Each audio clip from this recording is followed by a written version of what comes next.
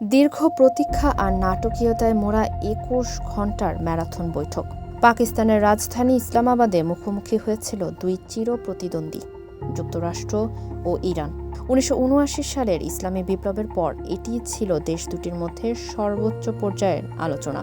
কিন্তু বিশ্বের চোখ যখন একটি শান্তি চুক্তির অপেক্ষায়, তখন ইসলামাবাদ থেকে এলো হতাশার খবর। ব্যর্থ হয়েছে বহুল আলোচিত এই শান্তি প্রক্রিয়া।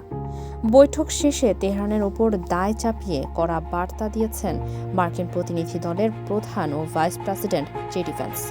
শহর ছাড়ার আগে তিনি সাফ জানিয়ে দেন, ইরান যুক্তরাষ্ট্রের দেওয়া শর্তগুলো মানতে অস্বীকৃতি জানিয়েছে। জেডি ভ্যান্স জানান, এটি যুক্তরাষ্ট্রের চেয়ে ইরানের জন্য অনেক বেশি খারাপ খবর।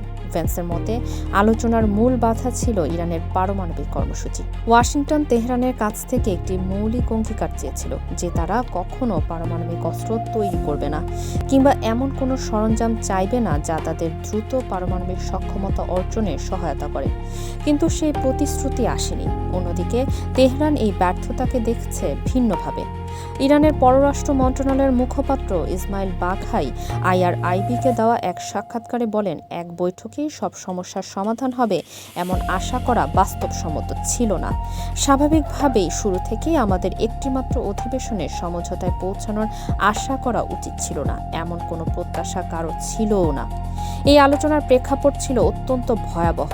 গত ২৮ ফেব্রুয়ারি থেকে ইরান বনাম যুক্তরাষ্ট্র ইসরায়েল যুদ্ধে ২,০০০-এর বেশি মানুষ প্রাণ হারিয়েছে। মধ্যপ্রাচ্য জুড়ে ছড়িয়ে পড়া এই সংঘাত বিশ্ব জ্বালানি বাজারকে খাতের কিনারে নিয়ে গেছে।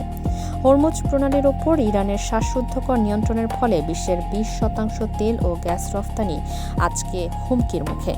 মধ্যস্থতাকারী দেশ হিসেবে পাকিস্তান উভয় পক্ষকে যুদ্ধবিরতি বজায় রাখার আহ্বান জানিয়েছে। পাকিস্তানের পররাষ্ট্রমন্ত্রী ইসহাক দার দুই দেশের ইতিবাচক মানসিকতা বজায় রাখার উপর জোর দিয়েছেন।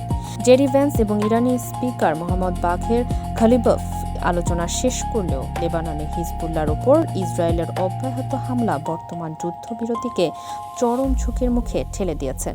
শান্তির বার্তা নিয়ে ইসলামাবাদে শুরু হওয়া আলোচনা শেষ পর্যন্ত গভীর মতবিরোধ আর অনিশ্চয়তা নিয়েই শেষ হলো।